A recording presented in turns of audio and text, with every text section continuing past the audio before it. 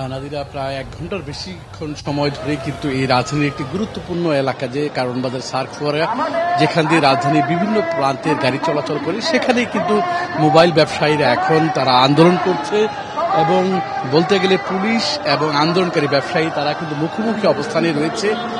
21 টেলিভিশনে যে প্রান্ত রয়েছে সার্কফোয়ারার পূর্ব প্রান্ত, সেখানে অবস্থান করছে পুলিশ এবং পশ্চিম প্রান্তে আন্দোলনকারী ছিল এবং কিছুক্ষণ আগে নেতৃবৃন্দ তারাও কথা বলেছে এই মোবাইল ব্যবসায়ীদের।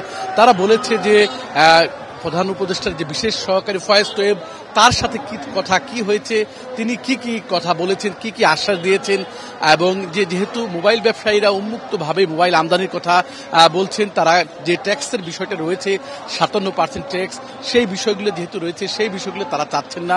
বিগত সময় বাংলাদেশে আমদানি করেছেন এবং বিক্রি করছেন, সেই বিষয়গুলো তারা চাচ্ছেন।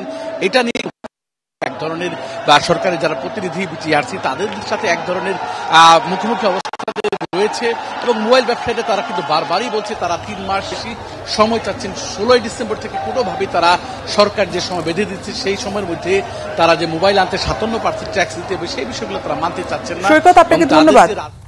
দর্শক, রাজধানীর কারওয়ান বাজার এলাকা থেকে যুক্ত ছিলেন সহকর্মী সৈকত সাদিক।